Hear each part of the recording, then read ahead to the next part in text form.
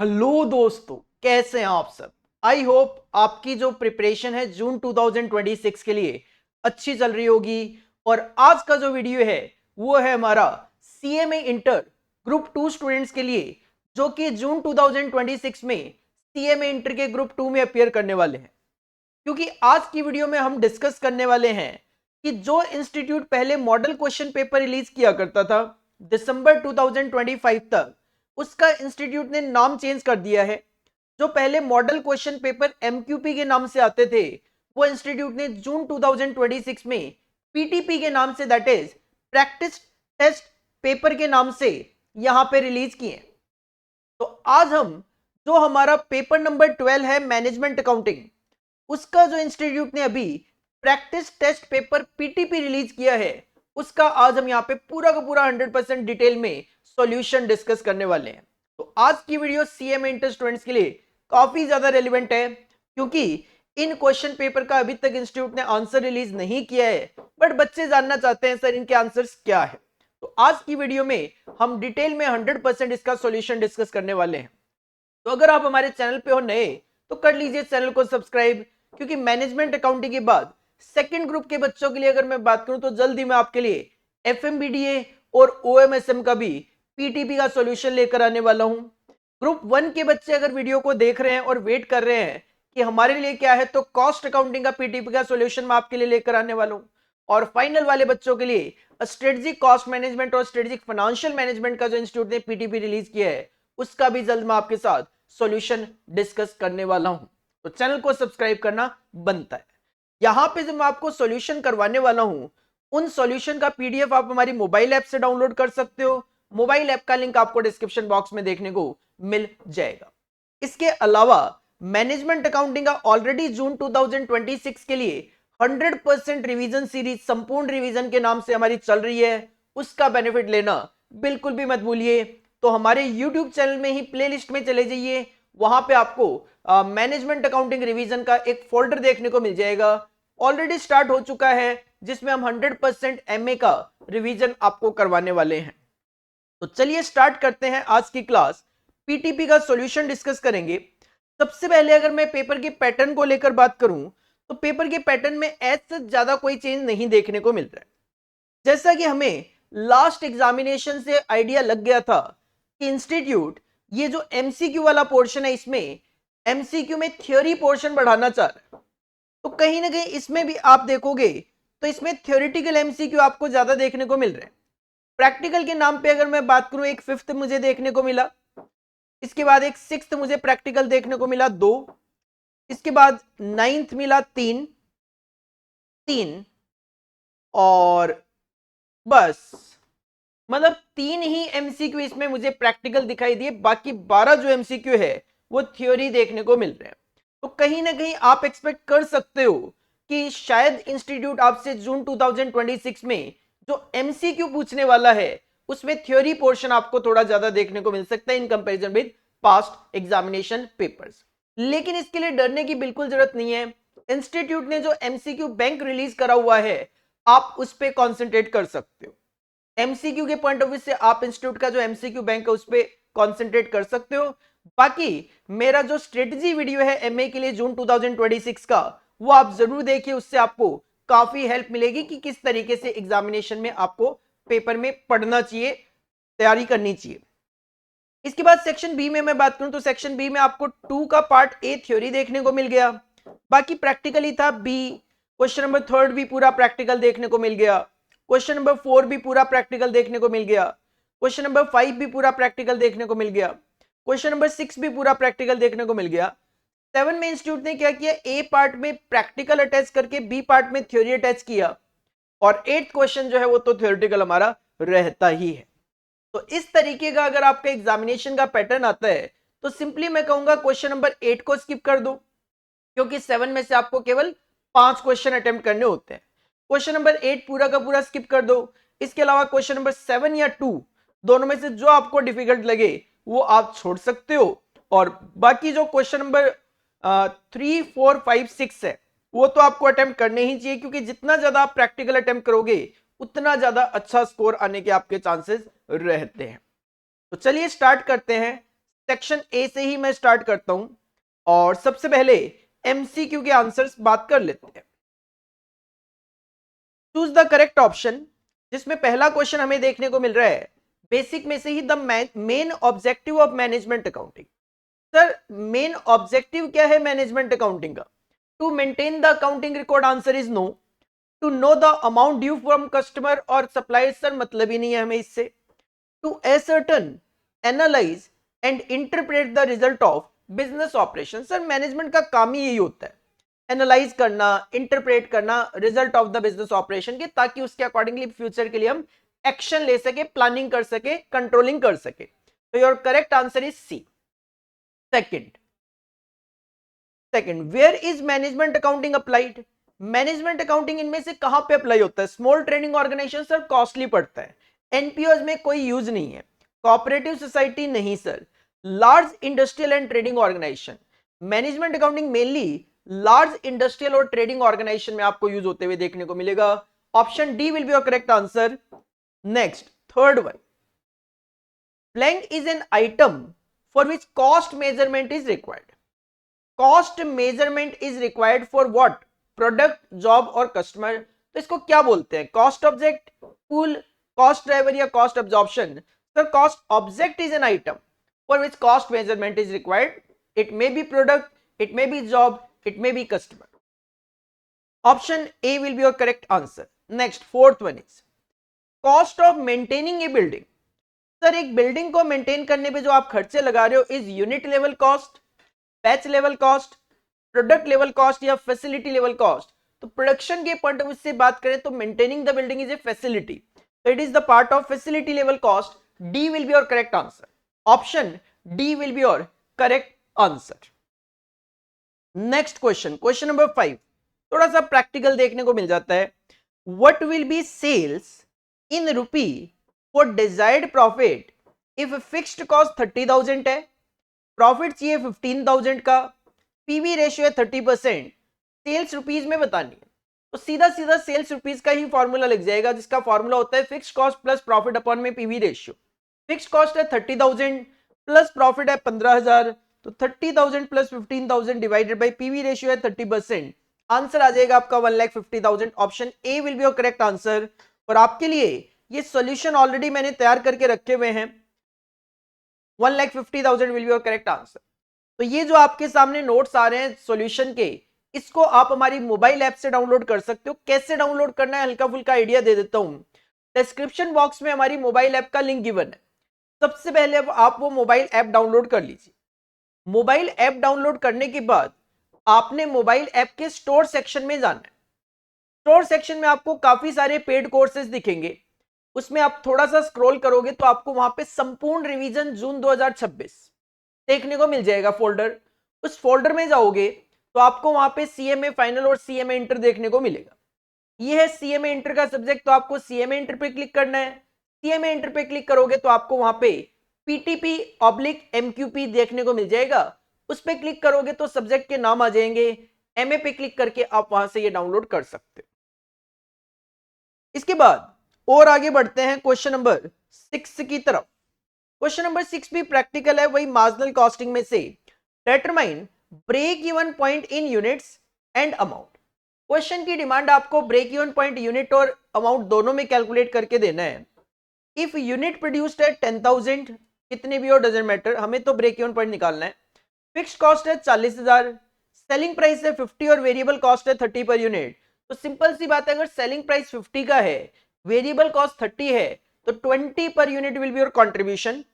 और आपको break even point निकालना है यूनिट्स में, अगर तो fixed cost divided by contribution per unit. 40,000 divide by 20 करोगे, आंसर आएगा आपका 2,000 यूनिट्स। और अगर 2,000 यूनिट से उसको अमाउंट में कन्वर्ट करना है तो सेलिंग प्राइस 50 रुपए से मल्टीप्लाई कर लो, तो 2,000 इंटू 50, 1,00,000 रुपए ब्रेक इवन पॉइंट अमाउंट में आ जाएगा। यहां पे ऑप्शन के पॉइंट ऑफ व्यू से मैं बात करूं तो ऑप्शन दिए हुए हैं गलत, यहां पे ऑप्शन दिए हुए हैं गलत, इसमें ए ऑप्शन नहीं होगा, बी नहीं होगा। बात यह है कि सर ऑप्शन तो सी होगा, लेकिन यहां पे प्रिंटिंग मिस्टेक है। ये जो 20 पर यूनिट है, ये 20 पर यूनिट नहीं है, एक्चुअल में ये 2,000 यूनिट्स होगा। एक्चुअल में यहां पे मिस्टेक ये है कि पूछा तो है break even point in units, और ऑप्शन में कंट्रीब्यूशन पर यूनिट दे दिया है, तो इस वजह से ये ऑप्शन जो है वो गलत है। क्लियरली मैं बात करूं, एग्जाम में क्वेश्चन आएगा आपको सही ऑप्शन देखने को मिल जाएंगे। इसके बाद नेक्स्ट फिर से थ्योरेटिकल में आ गए, question number 7, if fixed cost is relevant if it is, कहते हैं फिक्स्ड कॉस्ट रेलिवेंट होती है कब? सर अगर वो अवॉइडेबल फिक्स्ड कॉस्ट होती है तो। हम मार्जिनल कॉस्टिंग में पढ़ते हैं फिक्स्ड कॉस्ट दो तरीके की होती है, अवॉइडेबल और अनअवॉइडेबल। अनअवॉइडेबल रेलिवेंट इसलिए नहीं होती कि आप शट डाउन करोगे तो भी इनकर होगी, नहीं करोगे तो भी इनकर होगी, तो रेलिवेंट होती है केवल और केवल avoidable fixed cost. Option B will be your correct answer. Next one, option number 8, वो question number 8, division under transfer pricing system is treated as.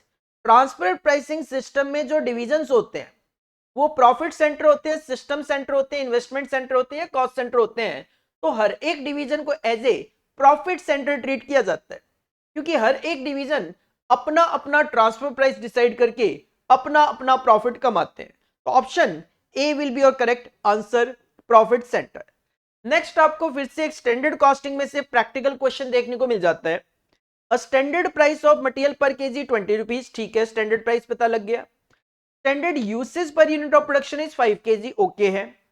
Actual use किया आपने 100 यूनिट बनाई, जिसमें 520 केजी का आपने रॉ मटेरियल यूज किया, जिसको 22 के अकॉर्डिंगली खरीदा है।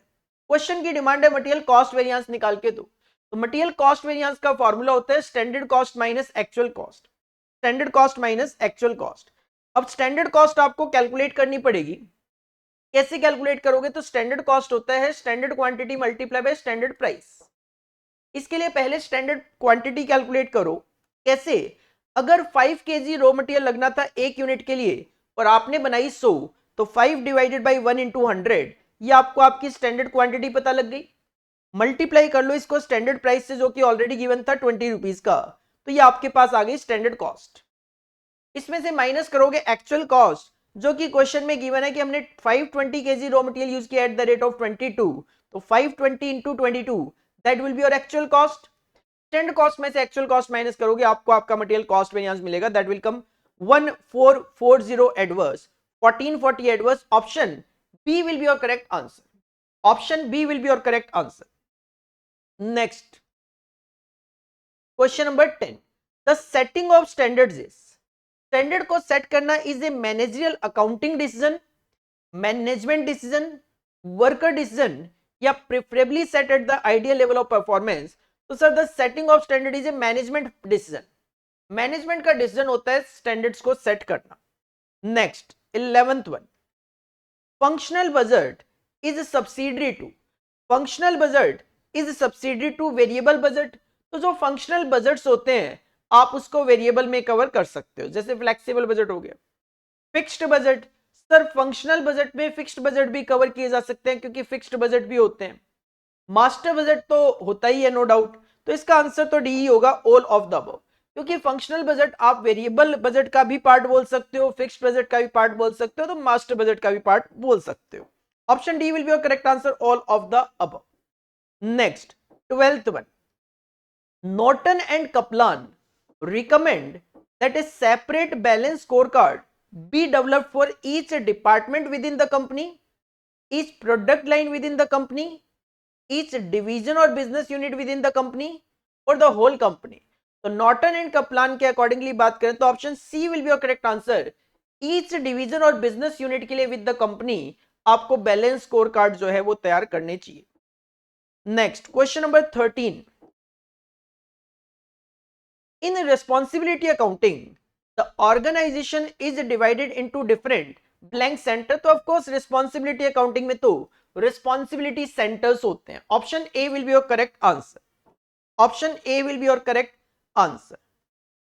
Next 14th one, the maximin criteria is a feature of which of the following. Sir maximin criteria आप किस में कवर करते हो? डिटर्मिनिस्टिक मॉडल में, डिसीजन मेकिंग अंडर अनसर्टेनिटी में, ऑप्टिमाइजेशन में, या फिर डिसीजन मेकिंग अंडर सर्टेनिटी में? Option B will be your correct answer, decision making under uncertainty में हम मैक्सिमिन क्राइटेरिया यूज करते हैं। और लास्ट क्वेश्चन है 15th one, the sequence of possible managerial decision and their expected outcome under each set of circumstances can be represented and analyzed by using decision tree। क्योंकि decision tree में ही आप क्या करते हो, जो मैनेजमेंट के decision होते हैं उनको सीक्वेंस में लेकर उनके क्या क्या आउटकम आ सकते हैं अंडर अलग अलग सर्कमस्टांसेस, वो आप एनालाइज करते हो। ऑप्शंस मैंने यहाँ पे आपको बता भी दिए हैं और यहाँ पे ऑप्शन मैंने लिख भी दिए हैं ताकि आप इजीली यहाँ पे देख सको कि कौन से क्वेश्चन का आंसर क्या है, और जो क्वेश्चन प्रैक्टिकल था उसकी कैलकुलेशन भी यहाँ पे दिखा दी। तो दीज आर द 15 एमसीक्यू जो कि इस पीटीपी में कवर किए गए हैं। और इस 15 एमसीक्यू में अगर मैं बात करूं, एक सिंगल एमसीक्यू नया नहीं है, ये सारे के सारे जो एमसीक्यूज है वो आपके एमसीक्यू बैंक में से ही कॉपी पेस्ट किए गए। इसीलिए मैं बोल रहा हूं कि एमसीक्यू बैंक पे आप पूरा पूरा भरोसा कर सकते हो, कॉन्सेंट्रेट कर सकते हो एग्जाम पॉइंट ऑफ व्यू से, और इवन और आपको थोड़ी अच्छी प्रैक्टिस करनी हो एमसीक्यू के पॉइंट ऑफ व्यू से, तो जो एमसीक्यू बैंक है उसके साथ साथ अभी तक जो हमारे एग्जामिनेशन पेपर हुए हैं, दैट इज फ्रॉम जून 2023 से लेकर अभी तक, जून भी छोड़ दोगे चलेगा, दिसंबर 2023 से लेकर आपके जो दिसंबर 2025 तक एग्जाम हुए हैं उसमें जो एमसीक्यू आए हैं वो भी आप कवर करके एग्जाम पॉइंट ऑफ व्यू से चले जाएं। That will be more beneficial for you. इसके बाद सेक्शन बी की मैं बात करूं तो सेक्शन बी में वही पैटर्न है कि आपको 5 क्वेश्चन का आंसर देना है आउट ऑफ 7 क्वेश्चन। वही 7 क्वेश्चंस गिवन है, हर एक क्वेश्चन 14 मार्क्स का, जिसमें से आपको 5 क्वेश्चन यहां पे करके देने हैं। हालांकि इसमें थोड़ा सा जो डिफरेंस देखने को मिल रहा है वो ये देखने को मिल रहा है कि हमारे जो पास्ट पेपर्स हुए हैं उसमें क्वेश्चन नंबर 3 जो है वो नॉर्मली सिंगल क्वेश्चन देखा गया 14 मार्क्स का। सिमिलरली जो क्वेश्चन नंबर 5 होता है वो भी सिंगल क्वेश्चन देखा गया था 14 मार्क्स का। लेकिन ये जो पीटीपी है इसके अंदर कोई भी 14 मार्क्स का क्वेश्चन देखने को नहीं मिला। तो मे बी हो सकता है कि इंस्टीट्यूट शायद जून 2026 ऑनवर्ड से 14 मार्क्स के क्वेश्चन पूछने की इंटेंशन ना रखता हो।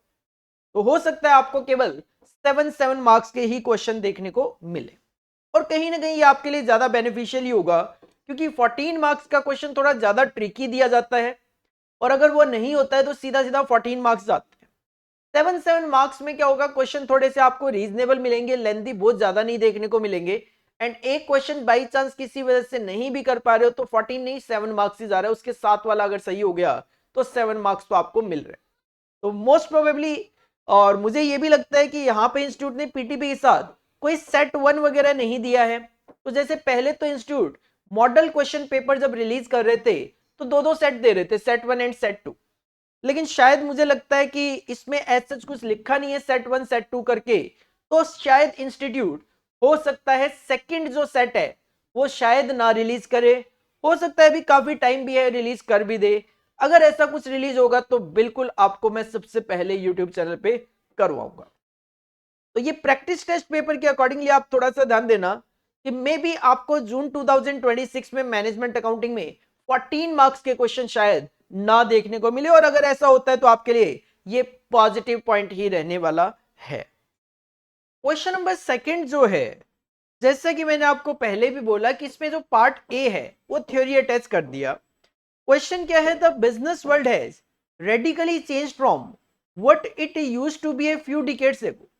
कहते हैं बिजनेस वर्ल्ड में चेंज आया है, नो डाउट, जो फ्यू डिकेड्स एगो होता था, and accordingly the role of management accountant has also change significantly. और नो डाउट मैनेजमेंट अकाउंटेंट का रोल भी चेंज हुआ है। In this context illustrate the function of the management accountant in a dynamic business world।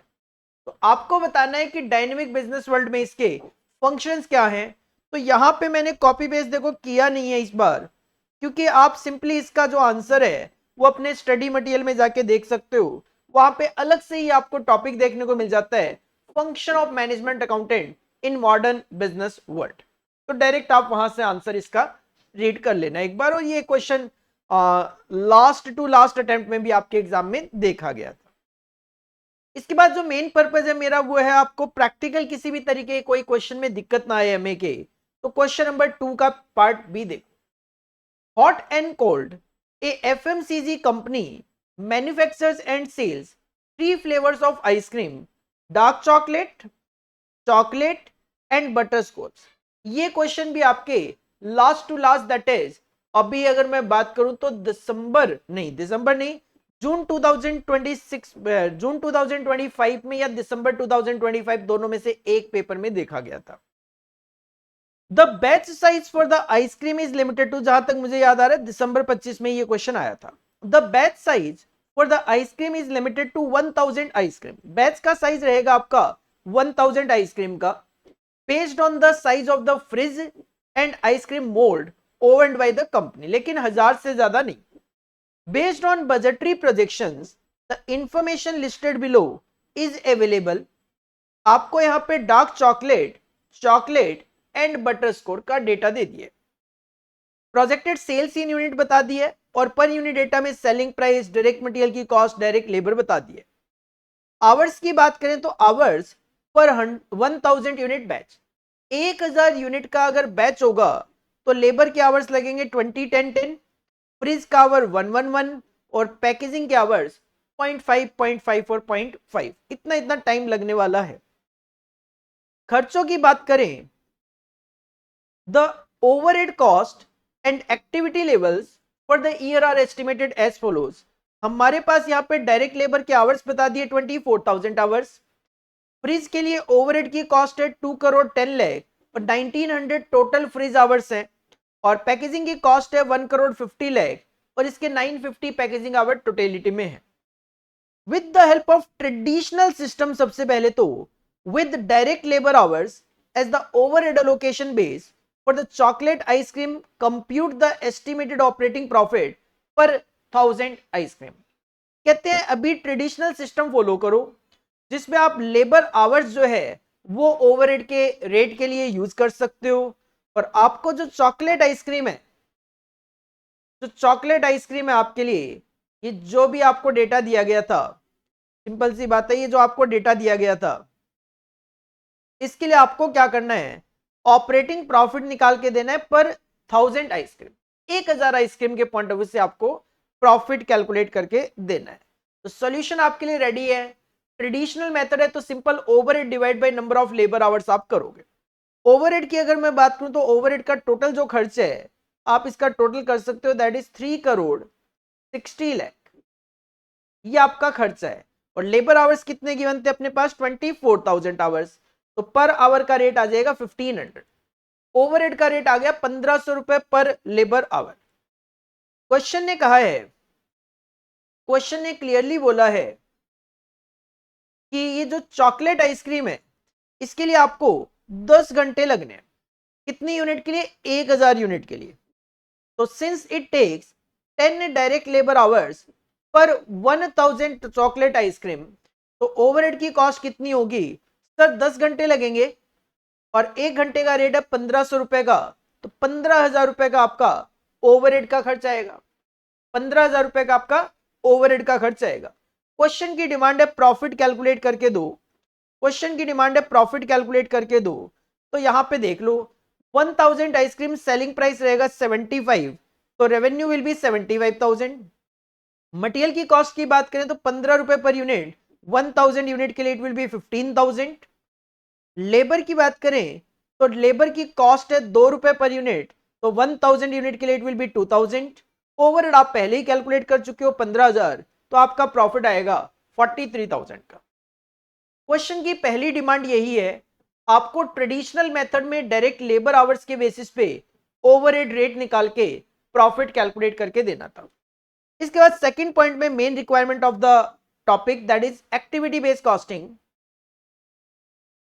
Second point में कहते हैं with the help of activity based costing system for the chocolate ice cream calculate the activity cost driver rate. सबसे पहले तो cost driver rate calculate करने हैं, तो cost driver आपके पास यहाँ पे गिवन है, तो सिंपल फ्रिज और पैकेजिंग दोनों की कॉस्ट आप कॉपी करेंगे, 2 करोड़ 10 लाख और 1 करोड़ 50 लाख। कॉस्ट ड्राइवर की बात करें तो क्वेश्चन में गिवन है 1900 फ्रिज आवर्स और 950 पैकेजिंग आवर्स। सिंपली डिवाइड करोगे तो फ्रिज के लिए कॉस्ट ड्राइवर रेट आएगा 11,052.63 पर फ्रिज आवर, और पैकेजिंग के लिए आएगा 15,789.47 पर पैकेजिंग आवर। देन आप अपना स्टेटमेंट बना सकते हो। Operating profit under activity based costing for the chocolate ice cream, इसके लिए आप रेवेन्यू, डायरेक्ट मटेरियल की कॉस्ट और डायरेक्ट लेबर की कॉस्ट यहीं से कॉपी कर सकते हो, क्योंकि रेवेन्यू, डायरेक्ट मटेरियल और डायरेक्ट लेबर पे तो चाहे ट्रेडिशनल मेथड ओवरहेड का चाहे एक्टिविटी बेस्ड कॉस्टिंग कोई इंपैक्ट नहीं आएगा। बात है ओवरहेड की, तो ओवरहेड आप कैलकुलेट कर लो कि फ्रिज की जो एक्टिविटी है, क्वेश्चन ने क्लियरली बोला है कि 1000 यूनिट का जो बैच है इसमें 1 घंटा फ्रिज का लगेगा और 0.5 आवर्स जो है वो पैकेजिंग के लगने वाले हैं। तो 1 आवर के लिए eight the rate of 11,052.63 it will be 11,052.63, और पैकेजिंग में 0.5 आवर्स के लिए और 1 घंटे का रेट अगर 15,789.47 है तो आधे घंटे के लिए it will be 7,894.74।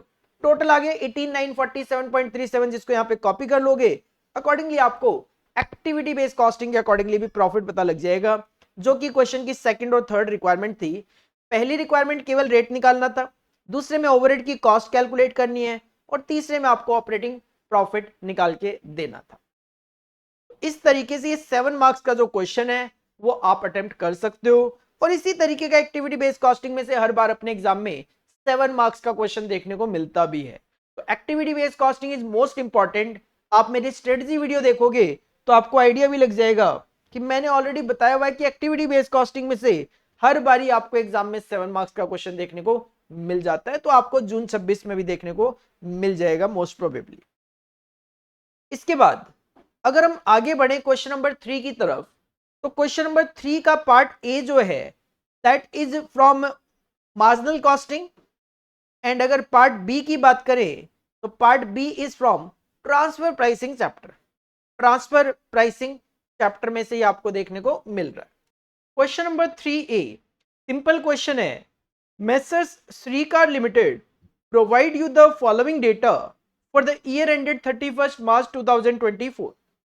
Selling price per unit है 200, मटेरियल की कॉस्ट 100 है, लेबर की कॉस्ट है 30, वेरिएबल एंड फिक्स्ड ओवरहेड की कॉस्ट गिवन आपके पास यहाँ पे 1 लाख रुपए की। कहते हैं messrs Shrikar limited sold 2000 units in 24-25। 2024-25 में अगर बात करें तो 2000 यूनिट सेल करते हैं हम। इन 2025-26 the selling price per unit will remain the same. कहते हैं सेलिंग प्राइस सेम रहेगा, उसमें कोई चेंज नहीं है, लेकिन डायरेक्ट वेजेस का जो रेट होगा वो आपका 20% से बढ़ जाएगा, and fixed cost will decrease by 6000। Fixed cost आपकी 6000 रुपए से कम हो जाएगी। If 3000 units are sold in 2025-26 तो total variable and fixed overhead cost आएगी 1,14,000 रुपए। यहां पे आपकी वेरिएबल एंड फिक्स्ड ओवरहेड की कॉस्ट कितनी थी? 1 लाख रुपए। कब? जब आप 2000 यूनिट्स की बात कर रहे हो तब। लेकिन यहां पे अगर मैं बात करूं तो कहते हैं 3000 यूनिट अगर हम सेल करें तो वेरिएबल एंड फिक्स्ड ओवरहेड की कॉस्ट जो है वो 1,14,000 रुपए हो जाएगी। मतलब 14,000 आपका कॉस्टिंग में इंक्रीज आ रहा है, लेकिन फिक्स्ड कॉस्ट तो आपकी 6,000 रुपए से डिक्रीज होने वाली है। क्वेश्चन की डिमांड तो ये है कि सबसे पहले तो कैलकुलेट करके दो प्रॉफिट पर यूनिट इन 2024-25। अगर मैं इसमें थोड़ा सा करेक्शन कर दूं तो ये 2024 नहीं, यहां पे ये 2025 होगा, तभी ये 24-25 का डेटा होगा। बाद में हम 25-26 की बात कर रहे हैं, ठीक है। वो प्रिंटिंग मिस्टेक होगी हल्की फुल्की, वो ठीक कर दी है मैंने। तो सबसे पहले तो आपको प्रॉफिट पर यूनिट कैलकुलेट करके देना है 24-25 का। तो प्रॉफिट पर यूनिट तो इजीली आपका कैलकुलेट हो ही जाएगा, कोई दिक्कत नहीं है, क्योंकि आपके पास डेटा गिवन ही था। सबसे पहले तो अगर मैं statement of profit per unit ही बना दूं तो सेलिंग प्राइस 200 रुपए कॉपी हो गया, मटेरियल की कॉस्ट 100 रुपए कॉपी हो गई, लेबर की कॉस्ट आपकी 30 रुपए की कॉपी हो गई। इसके बाद यहां पे आपको बोला गया कि वेरिएबल एंड फिक्स्ड ओवरहेड की कॉस्ट 1 लाख रुपए थी, 2000 यूनिट बनाकर हम बेच रहे थे, और अगर हम फिक्स्ड कॉस्ट आपकी 6,000 रुपए से कम होगी और 3,000 यूनिट बनाए तो 1,14,000 रुपए दोनों का टोटल आएगा। तो ये वेरिएबल और फिक्स को अलग अलग तो करना पड़ेगा, तो segregation of semi variable cost that is segregation of variable and fixed overhead आपको करना है, जिसमें नो डाउट हमारा वेरिएबल ओवरहेड पर यूनिट का फॉर्मूला होता है change in cost divide by change in output. यहां पे ध्यान देना, आपकी 1,14,000 रुपए की ये जो कॉस्ट है ये 6,000 रुपए कम होने के बाद है। तो पहले क्या करो, ये 1,14,000 में ये 6,000 रुपए भी ले लो, तो आपकी 6,000 रुपए की कॉस्ट कम हुई है। मतलब हम ये कहना चाह रहे हैं, अगर फिक्स्ड ओवरहेड में ये 6,000 रुपए का डिक्रीज नहीं होता तो ये कॉस्ट कितनी होती है, 1,20,000। और पहले ये कॉस्ट कितनी थी आपकी, पहले ये कॉस्ट थी आपकी 1,00,000 divided by number of unit में कितना चेंज आया, अभी 3,000 पहले थी 2,000, मतलब 20 रुपए पर यूनिट। तो वेरिएबल ओवरहेड पर यूनिट निकालने के लिए आपको जो फिक्स्ड ओवरहेड डिक्रीज हुई है वो वापस से ऐड करके लेनी है, क्योंकि हम simply variable overhead per unit तब भी कैलकुलेट कर पाते हैं जब इस तरीके से फिक्स्ड ओवरहेड में कोई चेंज ना हो। तो अगर ये चेंज नहीं होता तो ये 1,20,000 होता, पहले ये 1,00,000 था, तो अकॉर्डिंगली 20 रुपए पर यूनिट आपकी वेरिएबल ओवरहेड की कॉस्ट पर यूनिट आ गई। 20 रुपए की ये वेरिएबल ओवरहेड की कॉस्ट पर यूनिट आ गई। अब आप इजीली अपना फिक्स कॉस्ट भी निकाल सकते हो। अगर मैं 2024-25 की बात करूं तो हमारी टोटल कॉस्ट कितनी आ रही थी, 1,00,000 माइनस कितनी यूनिट बना रहे थे, 2,000, वेरिएबल कितना था 20 रुपए के हिसाब से, मतलब 60,000 रुपए आपकी पहले फिक्स्ड कॉस्ट हुआ करती थी। तो 25-26 में कैलकुलेट करोगे तो 25-26 में सिंपल सी बात है, 60,000 रुपए जो है उसमें से 6,000 माइनस कर दिया, क्योंकि 60,000 रुपए पहले फिक्स्ड कॉस्ट थी, अभी 6,000 कम हो गई, तो अब ये कितनी देखने को मिलेगी आपको, 54,000। तो पहले तो कितनी चल रही थी, 60,000, कब, जब आप 2,000 यूनिट बना रहे थे तो 30 रुपए पर यूनिट पड़ रहा था आपको, तो प्रॉफिट आपका 20 रुपए पर यूनिट आ रहा था। ये क्वेश्चन भी आपके एग्जाम में ऑलरेडी आया हुआ क्वेश्चन ही है, शायद जून 2025 में ये एग्जाम में आपके पूछा गया था। क्वेश्चन की पहली डिमांड तो यही थी। सेकंड डिमांड है also calculate the units to be sold. Sale unit निकालनी है, fixed cost plus profit upon में contribution per unit in 2025-26 to earn same amount of profit per unit as in 2024-25। जो 2024-25 में profit per unit कमा रहे हो, मतलब 20 रुपए पर यूनिट जो कमा रहे हो, वही सेम प्रॉफिट कमाना चाहते हैं हम 25-26 में भी। बताओ कितनी यूनिट आपको सेल आउट करनी पड़ेगी। तो इसके लिए नो डाउट आप सेल यूनिट का सीधा सीधा फॉर्मूला यूज करेंगे, total fixed cost plus profit upon में contribution per unit. Sale unit आपको कैलकुलेट करनी है तो एक्स लिख दिया। टोटल फिक्स्ड कॉस्ट की मैं बात करूं तो हमने कैलकुलेट करी ली थी, 54,000 रुपए टोटल फिक्स्ड कॉस्ट होने वाली है। प्रॉफिट क्वेश्चन ने कहा सेम पर यूनिट चाहिए, तो पर यूनिट 20 रुपए था तो 20 रुपए पर यूनिट चाहिए। जितनी भी यूनिट होगी जो आपने एक्स एज्यूम करी है, तो 20x will be your profit divided by contribution per unit. Contribution per unit आप कैलकुलेट कर लो। क्वेश्चन ने कहा सेलिंग प्राइस में तो देखो कोई चेंज है नहीं, तो जो 200 रुपए था वो 200 रुपए ही रखना है। इसके अलावा मटेरियल की कॉस्ट में भी कोई चेंज नहीं बताया। हाँ, लेबर की कॉस्ट में एक चेंज बताया था, मटेरियल भी सेम कॉपी वेस्ट कर लिया 100 रुपए। लेबर की कॉस्ट में 20% इंक्रीज बताया तो 30 को 20% से बढ़ा के 36 कर दिया। वेरिएबल ओवरहेड में भी कोई चेंज नहीं बताया, तो जो वेरिएबल ओवरहेड निकाला था 20 रुपए पर यूनिट, वो 20 रुपए रख दिया। अकॉर्डिंगली कंट्रीब्यूशन पर यूनिट आ गया 44, और इसको सॉल्व किया तो आंसर आया हमारा x 2250। यही क्वेश्चन की डिमांड थी। अगर आप 2250 यूनिट सेल करोगे तो आपका प्रॉफिट पर यूनिट 20 रुपए पर यूनिट का आ जाएगा, जो पहले आप कमा रहे थे। तो इस तरीके से आप ये क्वेश्चन नंबर 3 का पार्ट ए जो है वो सॉल्व करके यहां पे दे सकते थे। ऑलरेडी एग्जाम में आया हुआ क्वेश्चन ही आपको देखने को यहां पे मिल रहा है। इसके बाद अगर हम क्वेश्चन नंबर 3 बी की तरफ बढ़े तो क्वेश्चन नंबर 3 बी आपको दे दिया था from transfer pricing. Question number 3 B, a company is organised into 2 divisions. Division के नाम है एक्स और Y and produces 3 products A B and C. Data की बात करें तो डेटा पर यूनिट आर, आपको selling price that is market price बता दिया, वेरिएबल कॉस्ट भी बता दी, लेबर के आवर्स कितने कितने लगेंगे वो भी बता दी, और मैक्सिमम टू मैक्सिमम हम कितना सेल कर सकते हैं वो भी बता दिए। कहते हैं division Y has a demand for 600 units of product B for its use. ये सेम क्वेश्चन आप अपनी क्लासेस में करके जाते हो, कोई दिक्कत परेशानी नहीं है इसमें। Division Y has a demand for 600 units of product B for its use. अब जो सेकेंड डिवीजन है डिवीजन वाई, उसको 600 यूनिट बी की जरूरत है।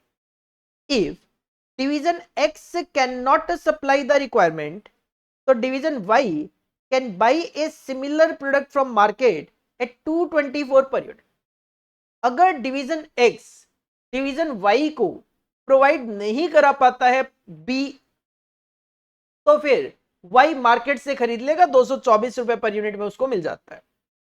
Critically assess the situation and advise the management what should be the transfer price of 600 units of B for division Y. आपको TP निकाल के देना है, ट्रांसफर प्राइस निकाल के देना है। हमारे पास अवेलेबिलिटी क्या है, if the total direct labour hours available in division X are restricted to 15,000 घंटे। हमारे पास तो 15,000 घंटे अवेलेबल है, हमारे पास तो 1500 आवर्स जो है वो अवेलेबल है। पहले अगर मैं यहाँ पे चेक करूं तो यहाँ पे जो सेल पोटेंशियल है इसको कंप्लीट करने के लिए 6400 प्लस 5000 प्लस 1800 घंटे लगते हैं, मतलब 13,200 घंटे ही लगते हैं। मतलब यहाँ पे 1800 आवर्स जो है वो तो स्पेयर है, और 1800 आवर्स में आप अगर प्रोडक्ट बी की बात करोगे तो 360 यूनिट तो बना सकते हो, बट यहाँ पे जो डिमांड है वो 600 यूनिट की है। तो बाकी जो डिमांड है उसके लिए आपको किसी न किसी प्रोडक्ट से सेक्रीफाइस करवाना पड़ेगा, और किसी न किसी प्रोडक्ट मतलब उस प्रोडक्ट से सेक्रीफाइस हम करवाते हैं जिसकी रैंकिंग लास्ट होती है। तो इसके लिए सबसे पहले आप रैंकिंग कैलकुलेट कर सकते हो। रैंकिंग के लिए आप कंट्रीब्यूशन निकालोगे per hour, market price copy कर लेंगे 240 230 200, 240 230 200, इसमें से माइनस करेंगे वेरिएबल कॉस्ट 168 120 और 140, तो हमें मिलेगा कंट्रीब्यूशन पर यूनिट 72 110 60। ये 72 110 और 60 कमाने के लिए आवर्स कितने कितने लग रहे हैं, तो 4543 4543। तो यहाँ पे 72 कमाने के लिए 4 घंटे मतलब 18 पर आवर, यहाँ पे 110 5 घंटों में 22 पर आवर, 60 इन 3 आवर्स तो 20 पर आवर। तो रैंकिंग मैन्युफैक्चरिंग की रैंकिंग ये है कि सबसे पहली रैंकिंग 1 बी की है, फिर सेकंड सी की, ए की थर्ड है। तो सेक्रीफाइस करवाने की बात आएगी तो ए से सेक्रीफाइस करवाए जाएंगे, क्योंकि ये हमारे ऑर्गेनाइजेशन के लिए सबसे कम बेनिफिशियल है। अगर मैं यहाँ पे चेक करूं, जैसा कि मैंने आपको पीछे चेक करवाया, यहाँ पे मैंने आपको चेक करवाया, तो ए ए की मैक्सिमम सेल जो है, ए की जो मैक्सिमम सेल है वो तो यहाँ पे तो 1600 यूनिट्स की बना है। तो यहाँ पे क्या प्रिंटिंग मिस्टेक है, तो सर लग रहा है ऐसा कुछ कि यहाँ पे शायद ये प्रिंटिंग मिस्टेक है, क्योंकि यहाँ पे यूनिट 1600 1000 और 600 है, और यहाँ पे 1600 और 1600 दिया हुआ है। तो यहाँ पे थोड़ा सा प्रिंटिंग मिस्टेक देखने को मिल रही है।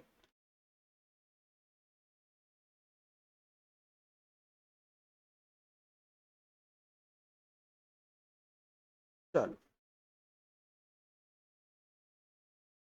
सिंपल सी अगर मैं बात करूं, सिंपल सी अगर मैं बात करूं तो हमारे पास जो स्पेयर आवर्स अवेलेबल है वो कितने हैं, 1800 घंटे हैं। सिंपल सी बात ये है, यहाँ पे भी निकाले तो इन्होंने 1800 ही है, बट कैलकुलेशन कैसे करी है वो नहीं समझ में आ रहा, क्योंकि ए की 1000 यूनिट यहाँ पे दिखा रहे हैं, जबकि ए की यहाँ पे 1600 यूनिट है। अब बी की 600 यूनिट दिखा रहे हैं जबकि 1000 है, और सी की 1600 यूनिट दिखा रहे हैं जो कि 600 है। थोड़ा इधर उधर हो गई ये चीजें, थोड़ा सा इधर उधर हो गई ये चीजें, ठीक है, बट चलो कोई नहीं। बात यह है कि इसको क्रॉस कर दिया जाए, और क्लियरली हम ये देख लेते हैं कि सर इनको बनाने के लिए 13,200 घंटे लग रहे हैं, जबकि हमारे पास 15,000 घंटे हैं। तो हमारे पास स्पेयर आवर्स कितने हैं, 1800 घंटे। और इन 1800 घंटों में अगर हम बी बनाने के लिए जाते हैं तो 360 यूनिट बना लेंगे, क्योंकि एक यूनिट को बनाने में 5 घंटे लगेंगे, तो 360 यूनिट आपकी बन जाएगी। लेकिन जो 240 यूनिट एक्स्ट्रा बनानी है उसके लिए मुझे जो आवर्स चाहिए, कितने चाहिए, 240 इंटू 5 1200 घंटे चाहिए। तो वो 1200 घंटे आपको सेक्रीफाइस करवाने पड़ेंगे ए से। ए से ए के एक घंटे में आप कमा लेते हो 18 रुपए, एक घंटे में 18 रुपए, तो 1200 घंटों में आपको नुकसान होने वाला है 21,600, 21,600 रुपीज का आपको नुकसान होने वाला है, जो कि हम यहाँ पे रिकवर करेंगे। तो जब ट्रांसफर प्राइस आप कैलकुलेट करोगे तो सिंपली आप कहोगे कि जब हम 600 यूनिट बनाएंगे डिवीजन वाई के लिए बी, तो 120 रुपए की तो देखो वेरिएबल कॉस्ट आएगी, तो 72,000 की तो वेरिएबल कॉस्ट आएगी, और ये जो 21,600 का बेनिफिट लॉस्ट है वो भी लोगे, तो 93,600 अपने को रिकवर करना है 600 यूनिट से। तो अकॉर्डिंगली 156 का ट्रांसफर प्राइस डिसाइड किया जाएगा। बस यही आंसर है इसका, 156 का ट्रांसफर प्राइस डिसाइड किया जाएगा। सेम क्वेश्चन आप अपनी क्लासेस में ऑलरेडी करके जा रहे हो, तो अगर आप हमारे रजिस्टर्ड स्टूडेंट हो तो यहां से देखने की जरूरत ही नहीं है, आप सीधा सीधा अपने ट्रांसफर प्राइस का चैप्टर निकाल लीजिए, उसमें आपको सेम फिगर के साथ सेम क्वेश्चन देखने को मिल जाएगा। इसके बाद अगर आप क्वेश्चन नंबर 4 की तरफ बढ़ते हो तो अगेन दो पार्ट किए गए इसके। पहला पार्ट फिर से आपको यहाँ पे मार्जिनल कॉस्टिंग में से दिया गया, और जो सेकंड पार्ट है वो आपको application of marginal costing in decision making में से दे दिया, 4A और 4B। Question number 4A, A company has annual fixed cost of 14 lakh, fixed cost है पूरे साल की 14 lakh.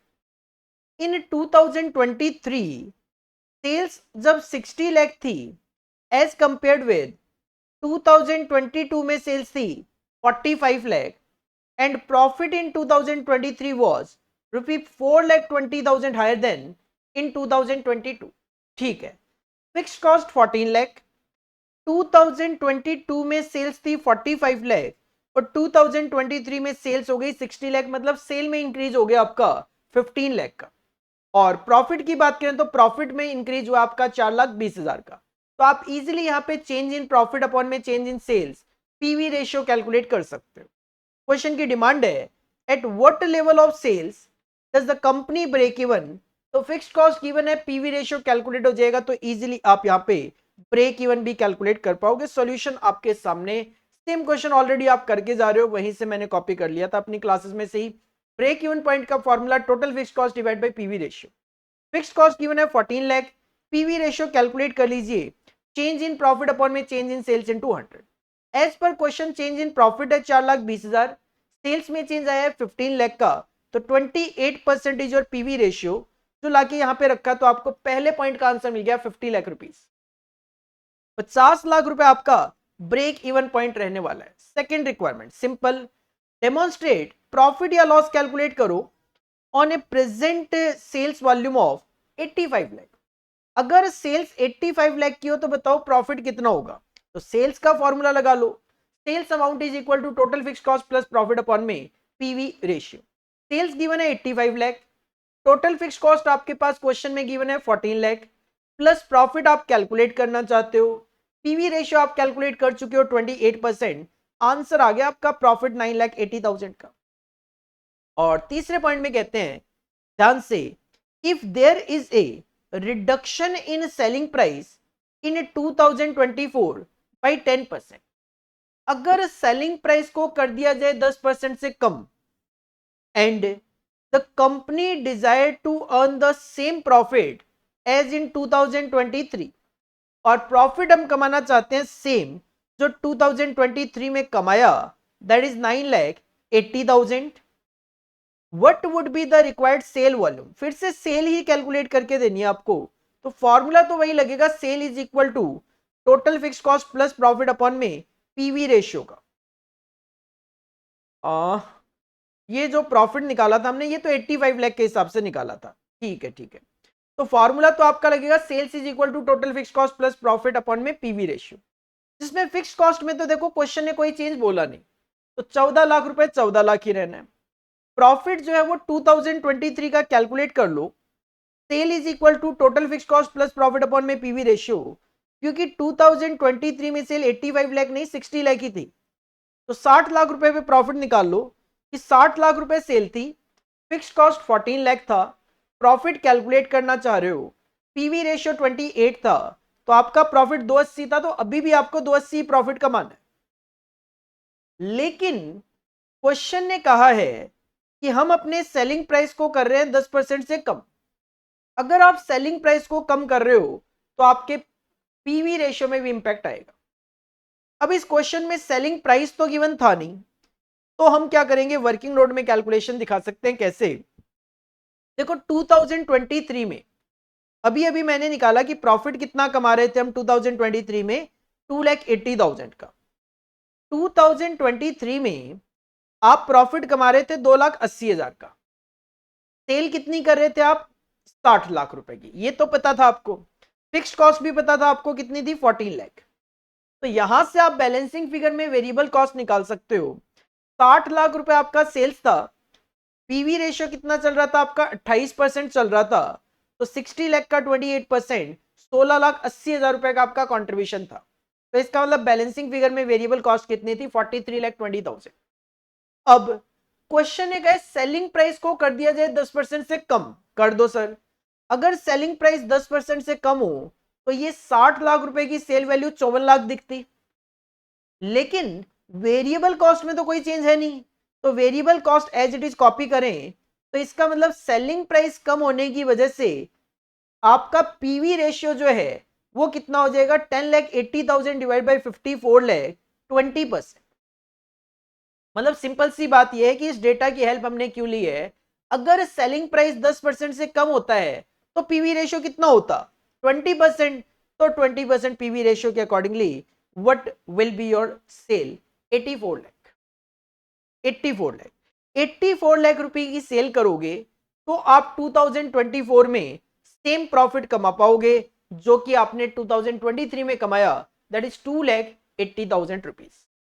This is the requirement of question number 4A। Already आप करके जा रहे हो अपनी क्लासेस में सेम क्वेश्चन, कोई दिक्कत आपको इसमें आनी नहीं चाहिए। इसके बाद बी की अगर बात करें तो क्वेश्चन नंबर 4 का ये जो बी पार्ट है ये भी आपके लेटेस्ट एग्जाम में ही, जहां तक मुझे याद है दिसंबर 25 में ही शायद ये क्वेश्चन आपके एग्जाम में आया था। Pico limited having an installed capacity of 1 lakh units of product. Capacity तो 1 लाख यूनिट की है, लेकिन करंटली हम ऑपरेट कर रहे हैं 70% पे, मतलब 70,000 यूनिट पे। At current level of input prices the unit cost after taking credit for applicable export incentive work out as follows. अगर हम कैपेसिटी यूटिलाइजेशन करते हैं 70% तो हमारी कॉस्ट आती है 97, लेकिन अगर इसको बढ़ा के 80 किया जाए तो कॉस्ट पर यूनिट 92 हो जाएगी, बढ़ा के 90% कर दिया जाए तो कॉस्ट पर यूनिट 87 हो जाएगी, और अगर इसको 100% कर दिया जाए तो कॉस्ट पर यूनिट केवल और केवल 82 रह जाएगी।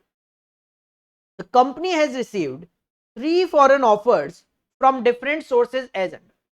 कंपनी को अलग अलग सोर्सेज से 3 अलग अलग ऑफर आए हैं। क्या? सोर्स एक आपसे 5,000 यूनिट खरीदना चाहता है 55 पर यूनिट के अकॉर्डिंगली।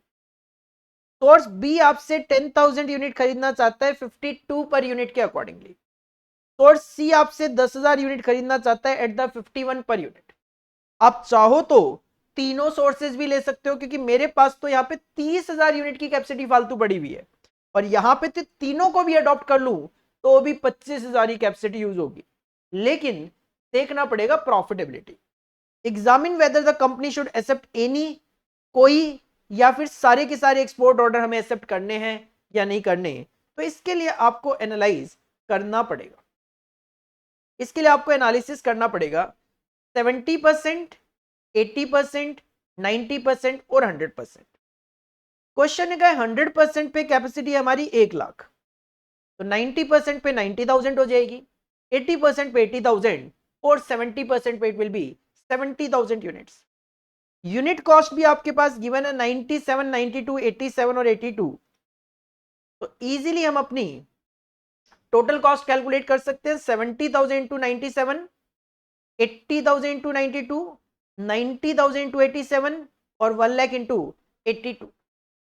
अब अगर मैं बात करूं डिफरेंशियल कॉस्ट की तो पहला तो बेस ही होता है। देखो, तो अगर मैं 70 से 80% पे जाता हूं तो मेरी डिफरेंशियल कॉस्ट आती है 570। जब मैं 80 से 90 पे जाता हूं तो मेरी डिफरेंशियल कॉस्ट आती है 470, और 90 से 100 पे जाता हूं तो मेरी डिफरेंशियल कॉस्ट आती है 370 की। तो पर यूनिट डिफरेंशियल कॉस्ट की मैं बात करूं तो 5,70,000 की जो कॉस्ट है 10,000 यूनिट के लिए आ रही है 57, यहाँ पे 470 10,000 यूनिट के लिए आ रही है तो पर यूनिट 47, यहाँ पे 370 10,000 यूनिट के लिए आ रही है तो पर यूनिट 37। और अगर मैं प्रॉफिटेबिलिटी की बात करूं तो स्टेटमेंट शोइंग गेन और loss on accepting various export order. देखो, सोर्स ए जो है वो आपसे 5,000 यूनिट 55 पे लेना चाहता है, दे देंगे। 5,000 यूनिट लेना चाहता है 55 के अकॉर्डिंगली। अगर मैं बात करूं कॉस्ट की, तो जब मैं ये 70 से 80 पे जा रहा हूं तो मेरी कॉस्ट पर यूनिट 57 है, तो 5,000 यूनिट पे 57 के अकॉर्डिंगली मेरी जो कॉस्ट आएगी वो आएगी 2,85,000 की, और रेवेन्यू जो मुझे मिलेगा वो मिल जाएगा मुझे 55 के अकॉर्डिंगली तो 55 इंटू 5000 करता हूं तो 275। तो मैं अगर केवल और केवल सोर्स ए का ऑफर अडॉप्ट करूंगा, मुझे होगा 10,000 रुपए का नुकसान, 10,000 का नुकसान। अगर मैं केवल और केवल बी का ऑफर एक्सेप्ट करता हूं, अगर मैं केवल और केवल बी का ऑफर एक्सेप्ट करता हूं, 10,000 यूनिट एक्सपोर्ट ऑर्डर। अब मैं ए और बी सीक्वेंशियली चलता हूं, तो पहला जो ए का 5,000 यूनिट का ऑफर था वो भी अडॉप्ट करता हूं, तो 2,85,000 की मेरी एक कॉस्ट है। उसके बाद जब मैं सोर्स बी को अडॉप्ट करूंगा, तो सोर्स बी में मेरी जो कॉस्ट आएगी, सोर्स बी में मेरी जो कॉस्ट आएगी वो आएगी मेरी, कॉस्ट निकाली ना हमने पीछे, सर बिल्कुल हमने निकाली है। सोर्स बी के पॉइंट ऑफ व्यू से 47 की मेरी कॉस्ट आएगी। ये कैलकुलेशन समझ लो किस तरीके से की गई है कि सोर्स ए में 5,000 यूनिट आप यूज कर लोगे, मेरी जो कॉस्ट है 57 की, वो तो 10,000 यूनिट की है। तो अगर मैं 5,000 यूनिट सोर्स ए को बेच दूंगा, उसके बाद भी नेक्स्ट 5,000 यूनिट पे मेरी 57 की कॉस्ट आएगी, क्योंकि मुझे तो 70 से 80,000 यूनिट पे जाना है। तो पहले 5,000 पे 57 की कॉस्ट, और जब मैं 70 से 80 पे पहुंच गया, 80 से 90 पे जाऊंगा, तो अगला जो 5,000 यूनिट बचेगा उसमें मेरी कॉस्टिंग 47 की है। तो मेरी कॉस्ट आएगी 5,000 इंटू 57 एक, और 5,000 इंटू 47 एक, 5,20,000 की कॉस्ट आएगी। बेच कितने में रहा हूं मैं ये 10,000 यूनिट? 52 के अकॉर्डिंगली, 52 के अकॉर्डिंगली, तो मेरे को 5,20,000 रुपए मिलेंगे। 5 बीसी रेवेन्यू और 5 बीसी कॉस्ट है, तो यहां पे नील प्रॉफिट है, नील प्रॉफिट। सोर्स सी को भी इसमें मिला लूं तो 10,000 यूनिट मांग रहा है वो, और इसमें भी क्या होने वाला है, मैं 70,000 पे पहले से काम कर रहा था, यहां पे 5,000 यूनिट अडॉप्ट करूंगा, 75 हो गया। यहां पे 10,000 अडॉप्ट किया, 85 हो गया। 85 से 90 में तो 47 की कॉस्ट आएगी, और 90 से 95 में 37 रुपए की कॉस्ट आएगी। तो इसमें पहले 5,000 के लिए 47 और दूसरे 5,000 के लिए 37, तो 4,20,000 रुपए जो है, 4,20,000 रुपए जो है वो कॉस्ट है। रेवेन्यू आएगा 5,10,000 का, क्योंकि 51 में बिक रही है, तो यहां पे 90,000 रुपए का प्रॉफिट है। तो अगर मैं इंडिविजुअली बात करता हूं, तो इंडिविजुअली तो केवल कोई बेनिफिट ऐसा कुछ लग नहीं रहा, लेकिन अगर मैं सबको अडॉप्ट कर लेता हूं, तो उस सिचुएशन में मुझे 80,000 रुपए का यहां पे प्रॉफिट हो रहा है। तो from the above analysis it can be said that when all the 3 export order are accepted, the company will make a profit of 80,000। हालांकि अगर मैं बात करूं तो इसके ऑल्टरनेटिव सॉल्यूशन और भी हो सकते हैं, बट इंस्टीट्यूट आपसे ये वाला सॉल्यूशन डिमांड कर रहा है, क्योंकि ये क्वेश्चन ऑलरेडी अभी एग्जाम में आया था, और इंस्टीट्यूट ने यही वाला जो सॉल्यूशन है जो मैंने आपके सामने शो किया है, ये वाला इंस्टीट्यूट ने सॉल्यूशन दिया। क्योंकि इसका देखो ऑल्टरनेटिव सॉल्यूशन मैं क्यों बोल रहा हूं, ये जो 80,000 के बेसिस पे डिसीजन है, ये केवल और केवल तीनों ऑप्शन को अडॉप्ट करके किया गया। जबकि अगर आप इंडिविजुअली एनालाइज करते, तो इंडिविजुअली आप 70 से 75, 70 से 80 और 70 से 80 इस तरीके से भी अडॉप्शन देख सकते थे।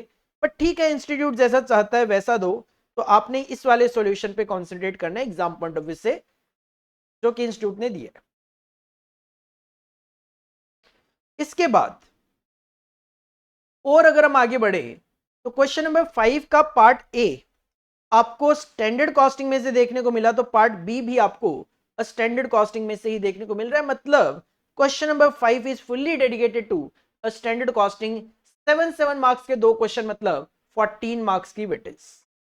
Question number 5A, question number 5A, Westland limited, a manufacturing company, operates standard costing system and show the following data in respect of the month for the May 2025। आपके पास कुछ बजटेड और कुछ एक्चुअल डेटा गिवन है। Working days है 20, man hours है 4,000, मतलब budgeted hours है 4,000, fixed overhead की कॉस्ट है 2,400। तो अगर 2400 डिवाइडेड बाई 4,000 आवर्स करोगे, तो आपको बजटेड रेट पता लग जाएगा 60 पैसे का। तो मैंने यहाँ पे डेटा इकट्ठा किया है। बजटेड आवर्स है 4,000 और बजटेड ओवरहेड है 2400। तो बजटेड फिक्स्ड ओवरहेड को बजटेड आवर्स से डिवाइड करके आप बजटेड रेट कैलकुलेट कर लेते हो, 60 पैसा पर आवर। आउटपुट बनाया आपने 800 यूनिट का, एक्चुअल में वर्किंग करिए 22 डेज की, एक्चुअल आवर्स है 4200, एक्चुअल आवर्स आपके 4200, एक्चुअल आपका फिक्स्ड ओवरहेड का खर्चा है 2500 का, एक्चुअल फिक्स्ड ओवरहेड का खर्चा है 2500 का, और एक्चुअल में आपने आउटपुट बनाया 900। तो सिंपल सी बात है, आप स्टैंडर्ड आवर्स कैलकुलेट कर सकते हो कि अगर 4000 घंटे थे 800 यूनिट के लिए, तो 900 के लिए इट शुड बी, तो 4000 डिवाइड बाई 800 इंटू 900, 4500 आवर्स लगने चाहिए थे। और जब आप स्टैंडर्ड आवर्स को बजटेड रेट से मल्टीप्लाई करते हो तो आपको आपके अब्जॉर्ब्ड ओवरहेड पता लगते हैं। क्वेश्चन की डिमांड की अगर मैं बात करूं तो क्वेश्चन की पहली डिमांड थी आपको fixed overhead budget variance calculate करना था। This is the another name of expenditure variance, जिसका फॉर्मूला होता है budgeted overhead minus actual overhead. तो बजटेड ओवरहेड 2400 था, एक्चुअल ओवरहेड 2500 था, तो 100 रुपए एडवर्स आपका यहाँ पे बजट वेरिएंस आ रहा था। सेकेंड रिक्वायरमेंट थी कॉस्ट वेरिएंस। कॉस्ट वेरिएंस का फॉर्मूला होता है अब्सॉर्ब्ड ओवरहेड माइनस में एक्चुअल ओवरहेड। अब्सॉर्ब्ड ओवरहेड आपने कैलकुलेट कर लिए थे 2700 और एक्चुअल ओवरहेड थे आपके 2500, तो 2700 माइनस 2500, 200 फेवरेबल आपका फिक्स्ड ओवरहेड का कॉस्ट वेरिएंस आ गया। इसके बाद तीसरा वेरिएंस था आपका एफिशिएंसी वेरिएंस। एफिशिएंसी का फॉर्मूला होता है standard hours minus actual hours into budgeted rate. Standard hours आपके थे यहाँ पे 4500, एक्चुअल आवर्स थे 4200, बजटेड रेट 0.6, तो 4500 माइनस 4200 इनटू 0.6 किया तो it will become 180 favourable will be your efficiency variance. इसके बाद कैपेसिटी वेरिएंस पूछा, कैलेंडर वेरिएंस पूछा, वॉल्यूम वेरिएंस पूछा। पहले वॉल्यूम देख लो। वॉल्यूम का फॉर्मूला होता है अब्सॉर्ब्ड ओवरहेड माइनस में बजटेड ओवरहेड। अब्सॉर्ब्ड ओवरहेड आपने कैलकुलेट कर लिया था 2700, बजटेड था 2400, तो 300 रुपए फेवरेबल आपका वॉल्यूम वेरिएंस कैलकुलेट होके आ गया था। इसके बाद आपको फिक्स्ड ओवरहेड, कैपेसिटी और कैलेंडर के लिए RBS that is revise budgeted hours की जरूरत थी। तो रिवाइज बजटेड आवर्स यहाँ पे कैलकुलेट कर दिया कि अगर 4000 घंटे थे 20 दिन के लिए, तो 22 दिन में कितने घंटे होने चाहिए, तो 22 दिन में ये होने चाहिए 4400 आवर्स, 4400 आवर्स।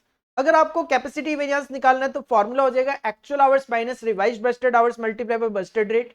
एक्चुअल आवर्स हमारे पास थे 4200, रिवाइज बजटेड आवर्स 4400, तो 4200 minus 4400 multiply by rate 60 paisa, it will come 120 adverse. और लास्ट में कैलेंडर वेरिएंस कैलकुलेट करोगे तो revise budgeted hours minus budgeted hour multiply by budgeted rate. Revise budgeted hour आपने calculate किए 4400 hour, budgeted hour question में given थे 4000, rate चल रहा आपका 60 पैसा बजटेड रेट, तो it will come 240 favourable. Presentation आपकी वेरी भी कर सकती है, आप चाहो तो कैपेसिटी वेरिएंस का फॉर्मूला यूज कर सकते हो, actual hours minus budgeted hours multiply by budgeted rate.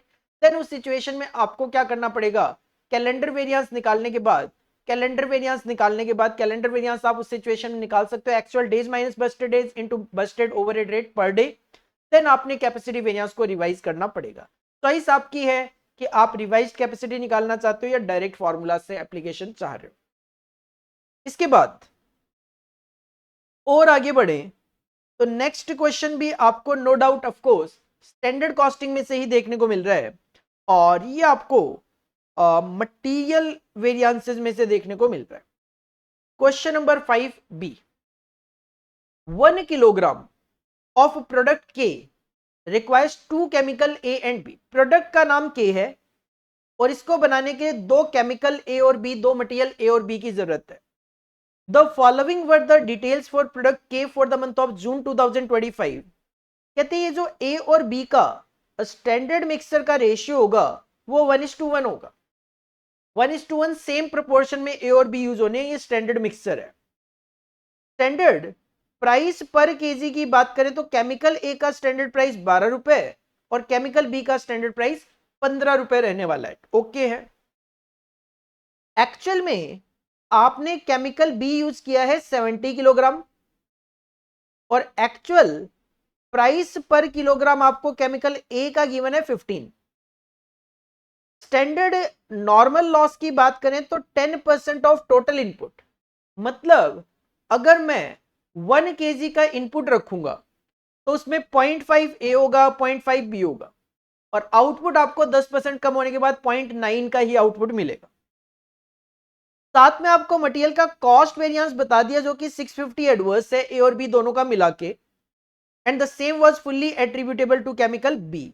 लेकिन साथ में ये भी कहते हैं कि जो मटेरियल कॉस्ट वेरिएंस है 650 adverse total, the same was fully attributable to chemical B, और ये सारा का सारा केमिकल बी का है। मतलब मटेरियल कॉस्ट जो है वो एक ही तो सेम है, जो स्टैंडर्ड है वही एक्चुअल है, लेकिन साथ में आपको मटेरियल यील्ड वेरिएंस भी बता दिया है 135 एडवर्स रहेगा। क्वेश्चन की डिमांड यही है, calculate all the missing variances and complete the variance report. Simple सी मैं बात करूं तो आपको मटेरियल का कॉस्ट वेरिएंस तो गिवन है, मटेरियल का प्राइस, यूसेज, मिक्स वेरिएंस आप निकाल सकते हो क्योंकि यील्ड वेरिएंस आपके पास गिवन है। तो इसका सॉल्यूशन भी आपके लिए तैयार है, SPSQ, SPRSQ, SPAQ and AQAP। तो सिंपल सी बात यह है कि केमिकल ए का स्टैंडर्ड प्राइस आपके पास अवेलेबल है, दैट इज ₹12, दैट इज ₹12, लेकिन हमें इसकी स्टैंडर्ड क्वांटिटी नहीं पता, तो ये क्वेश्चन मार्क से मल्टीप्लाई कर दिया। सिमिलरली SPRSQ की बात करें तो स्टैंडर्ड प्राइस तो ₹12 है ही, RSQ अपने को नहीं पता। SPAQ की बात करें तो फिर से स्टैंडर्ड प्राइस तो पता ही है ₹12, लेकिन एक्चुअल क्वांटिटी नहीं पता। AQAP की बात करें तो सर एक्चुअल क्वांटिटी नहीं पता, बट केमिकल ए का एक्चुअल प्राइस पता है ₹15 का, तो क्वेश्चन मार्क इनटू 15। बी की बात करें तो बी का स्टैंडर्ड प्राइस पता है ₹15, बी का स्टैंडर्ड प्राइस पता है ₹15, स्टैंडर्ड क्वांटिटी नहीं पता। स्टैंडर्ड प्राइस पता है, RSQ नहीं पता। स्टैंडर्ड प्राइस भी पता है ₹15, इवन एक्चुअल क्वांटिटी जो है बी की वो भी बता दी थी आपको 70 किलोग्राम, तो वो भी यहां पे लिख दिया है। तो SPAQ की मैं बात करूं तो ये 1050 है, और AQAP में बात करें तो एक्चुअल क्वांटिटी तो पता है आपको 70 है, बट एक्चुअल प्राइस इसका नहीं बताया। अब क्वेश्चन ने हमें क्लियरली कहा था कि दोनों का मिक्सचर 1-1 है और 10% का आपका नॉर्मल लॉस है। तो let the total actual input अगर आप x kg अज्यूम करते हो, तो therefore applying the standard mix ratio 1:1 का प्रोपोर्शन है, तो the revised standard quantity of chemical A and B कितना आएगा, 0.5 kg, 0.5 kg। Total yield variance आपके पास गिवन है 135 एडवर्स का, that can be split according to the ratio of SPSQ। Since input are equal, the ratio will be that of prices 4:5। Simple सी बात यह है कि जब ये SQ का प्रोपोर्शन सेम है 1:1, तो इसका जो भी रेशियो आएगा वो केवल और केवल प्राइस के अकॉर्डिंगली आएगा, क्योंकि मैं अगर 12 इंटू 0.5, 15 इंटू 0.5, 12 इंटू 1, मतलब किसी भी क्वांटिटी से मल्टीप्लाई करूंगा तो वो क्वांटिटी तो सेम ही होगी, तो मतलब इसका प्रोपोर्शन तो ये 12, 15 मतलब 4:5 का प्रोपोर्शन ही रहने वाला है। तो hence we can say yield variance जो 135 है, इसमें ए का होगा 60 एडवर्स और बी का होगा 75 एडवर्स, क्योंकि इसको हमने क्या किया 4:5 के प्रोपोर्शन में बांट दिया, तो 135 डिवाइड बाई 9 इंटू 4 किया 60 और 5 किया तो 75 आ गया। Substituting yield variance, we get SQ of A and B each as 50 kg। Simple सी बात ये थी कि हमने क्या किया, A का 60 एडवर्स और B का 75 एडवर्स, और यील्ड वेरिएंस का फॉर्मूला रखा। यील्ड वेरिएंस का फॉर्मूला रखा, A का 12 that is standard price. Simple सी बात है, फॉर्मूला क्या होता है, standard quantity minus RSQ multiply by standard price. तो स्टैंडर्ड प्राइस 12 पता था, multiply standard quantity minus revise standard quantity will be 0.5x, 0.5x है दोनों की, तो ये इक्वल टू 60 था। तो इसको जब सॉल्व किया तो हमें पता लग गया, सिमिलरली बी के लिए, तो हमें यहां से दोनों की क्वांटिटी पता लग गई, SQ पता लग गया। SQ कितना आया, 0.5 और 0.5 आया दोनों, 0.5 आया दोनों। ये यहां पे ऐसे ही 0.5 आया दोनों। एक सेकंड, ये सॉल्व करेंगे पूरा तो ये 0.5 ही आएगा। क्लियरली मैं बात करूं, SQ minus 0.5x is equal to, तो ये 0.5 आ जाएगा। 0.5 आ जाएगी क्वांटिटी। टोटल एक्चुअल इनपुट की अगर बात करें तो x kg, तो एक्चुअल इनपुट ऑफ ए कितना आ जाएगा सर? बी का अगर आपको टोटल इनपुट पता है, बी का टोटल इनपुट कितना था एक्चुअल में 70, तो अगर टोटल इनपुट x है तो x minus 70 will be A, x minus 70 will be A. Material cost variance A का तो जीरो है, क्वेश्चन ने खुद ही बोला है। बी का जो है, बी का जो है वो कितना गिवन है? 650 गिवन है, बी का 650 गिवन है। तो मटेरियल कॉस्ट वेरिएंस ए का नील है, मतलब ए के केस में एस पी एस क्यू और A Q A P that is equal to zero, that is equal to zero. That is 12 is the standard price multiply by 0.5 minus 0.5x minus 5, 0.5x minus 5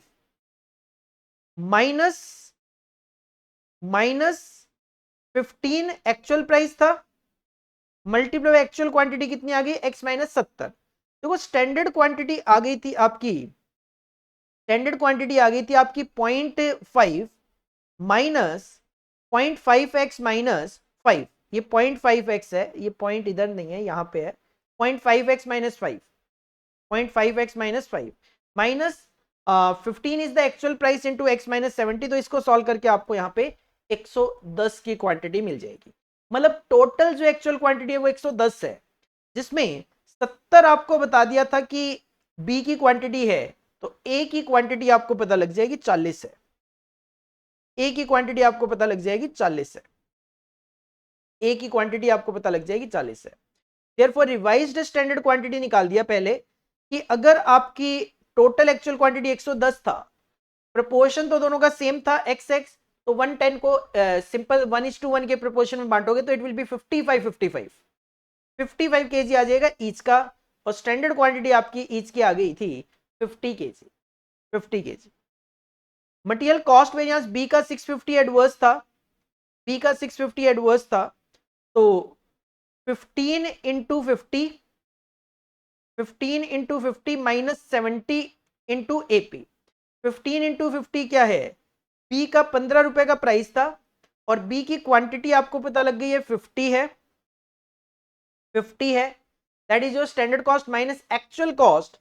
actual quantity पता थी 70, actual price आपको निकालना है अभी, तो यहां से आप सॉल्व करोगे तो एक्चुअल प्राइस आपको 20 का पता लग जाएगा, 20 का पता लग जाएगा। तो अकॉर्डिंगली आपके पास ये पूरा का पूरा डेटा आ जाएगा। आप S P S Q, S P R S Q, S P A Q A P, sir कितना कितना? 12 इंटू 50 600, 12 इंटू 55 660, 12 इंटू 40 480, और 40 इंटू 15 600। बी में अगर बात करें तो 15 इंटू 50 750, 15 इंटू 70 1050, इसका तो 70 नहीं था क्या? अच्छा आर एस क्यू 55 था, 15 इंटू 55 825, 15 इंटू 70 ये तो पहले से ही पता था 1050, और 70 इंटू अभी अभी एक्चुअल प्राइस निकाला 20 का, तो इट विल बी 1400, 1400। तो अकॉर्डिंगली इसका टोटल कर लिया 1350, ये आ गया 1485, ये आ गया 1530, ये आ गया आपका 2000।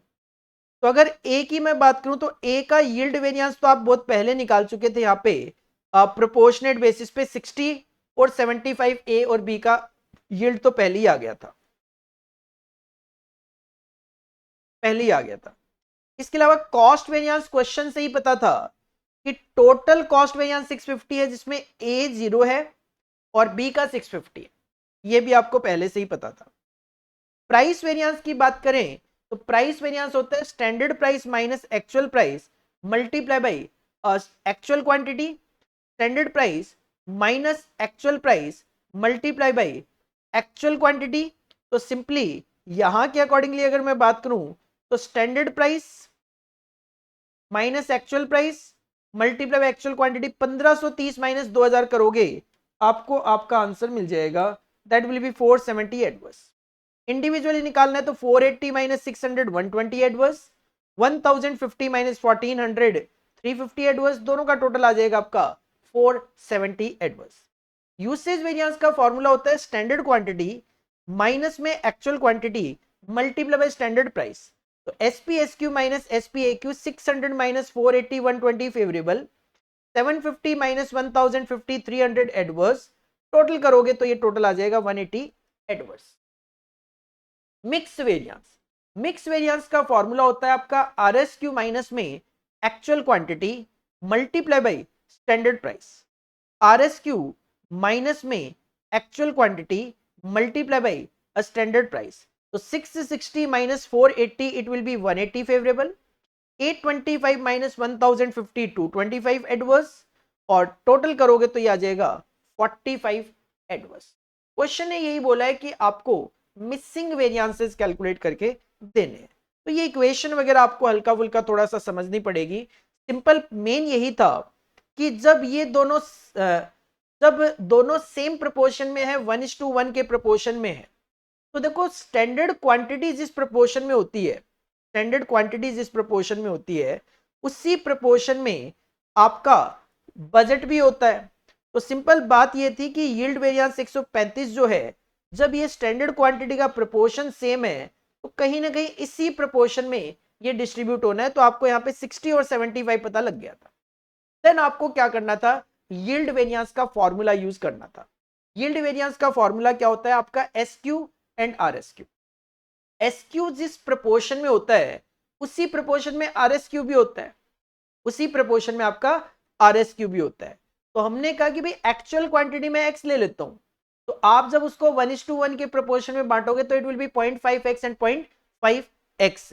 तो सिंपल हमने क्या किया, standard quantity minus revise standard quantity multiply by standard price is equal to yield variance रखा, सेम बी के लिए रखा। तो अकॉर्डिंगली हमें ए और बी की स्टैंडर्ड क्वांटिटी की इक्वेशन पता लग गई थी। ये वाली स्टैंडर्ड क्वांटिटी की इक्वेशन पता लग गई थी कि सर 12SQ माइनस में 6XQ, 12SQ माइनस में 6x, तो हमने उसको डिवाइड कर लिया 6 से, तो हमें पता लग गया था दिस क्वांटिटी। सिंपल सी बात है, हमें पता लग गया था ये वाली क्वांटिटीज। 60 डिवाइड बाई 12 हुआ तो ये 5 आ गया, माइनस का 5 आ गया। बस इसी तरीके से आगे हमने कंटिन्यू किया तो हमें हमारे आंसर फाइंड आउट हुए। बाकी प्रेजेंटेशन आप वेरी करवा सकते हो, कोई दिक्कत परेशानी नहीं है। प्रेजेंटेशन आपकी अलग हो सकती है but answer should be same. इसके बाद इसको आप बैटरी है कि इसको आप खुद सॉल्व करके देखना तो ज्यादा क्लैरिटी आएगी।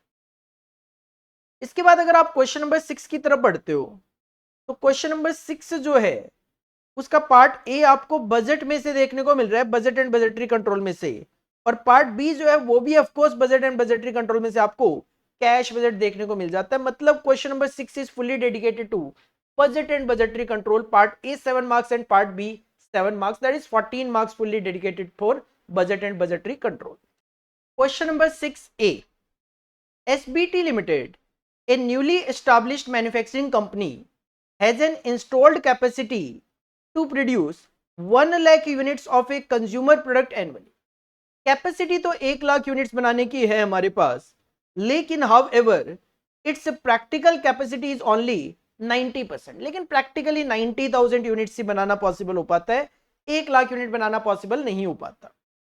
द एक्चुअल कैपेसिटी यूटिलाइजेशन में बी सब्सटेंशियली लोअर, लेकिन एक्चुअल में हम और कम यूज कर रहे हैं। As the firm is new to the market and the demand is uncertain, हम मार्केट में नए हैं और डिमांड भी हमें पता नहीं है कितनी होने वाली है। तो हमने तो जो बजट प्रिपेयर किया, the following budget has been prepared for 90% capacity utilisation. Budget तो 90 के हिसाब से प्रिपेयर कर लिया।